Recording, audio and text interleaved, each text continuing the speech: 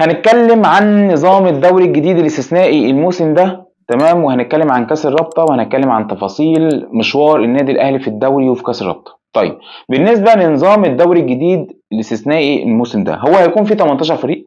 هيكون فيه الدور الاول ودور تاني. الدور الاول هنمشي من الشكل بتاعنا الطبيعي عادي، اللي هم الفرق كلها هتلاعب بعض، تمام. وفي الدور التاني هيكون بقى ساعتها الفرق الادوار بتاعتها او المراكز بتاعتها اتحددت. ففي الدور الثاني هيعملوا مجموعتين، المجموعه الاولى اللي هي مجموعه اسمها مجموعه اللقب، والمجموعه الثانيه اسمها مجموعه البقاء. مجموعه اللقب دي هياخدوا فيها من المركز الاول للمركز التاسع، ودي المجموعه اللي هيحدد فيها مين بطل الدوري، والمجموعه دي اللي هيحدد فيها مين اللي هيروح دوري ابطال افريقيا ومين اللي هيروح الكونفدراليه. تمام تمام. بالنسبه للمجموعه الثانيه هتبقى اسمها مجموعه البقاء، ودي اللي هيحددوا فيها مين اللي هيهبط بعد ما المجموعه دي تخلص. طيب، اللي هيهبط السنه دي فرقتين بس مش ثلاثه. تمام كده. طيب بالنسبه بقى للذهاب والعوده والاستادات والنظام ايه، انا هقول لك.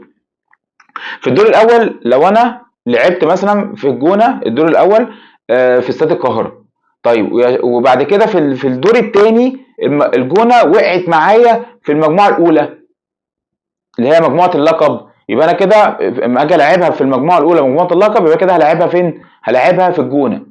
القرعه اللي اتعملت على الدور الاول فقط. لما الدور الاول يخلص هيبداوا يعملوا قرعه ثانيه جديده، وطبعا بالنظام الاي اي اللي هو نظام الذكاء الاصطناعي. خلاص كده. طيب، الدوري هيبدا امتى بقى؟ الدوري هيبدا يوم 30 اكتوبر وهينتهي يوم 30 مايو. وبالنسبه لكاس الرابطه، كاس الرابطه هينتهي يوم 10 يونيو. خلاص كده ماشي. بالنسبه بقى لكاس الرابطه، كاس الرابطه خلوه على شكل ايه؟ مش الشكل بتاعه القديم، خلوه على ايه؟ زي ما يكون دوري مصغر كده، وهتكلم في كل حاجه بعد كده في اخر الفيديو.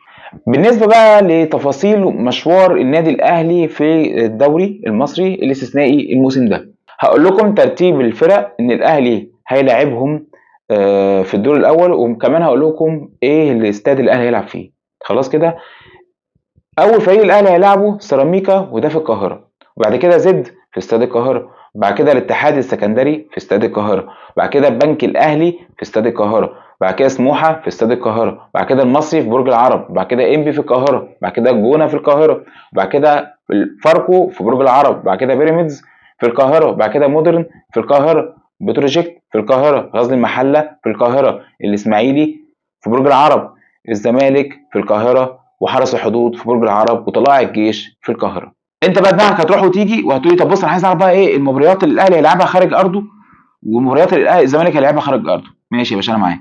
الجوله السادسه الاهلي هيلاعب المصري في برج العرب، والجوله التاسعه الاهلي هيلاعب فاركو في برج العرب، والجوله ال14 الاهلي هيلاعب الاسماعيلي في برج العرب، والجوله ال16 هنلاعب حرس الحدود في برج العرب. يبقى احنا كده عندنا هنلاعب 4 فرق خارج ارض النادي الاهلي.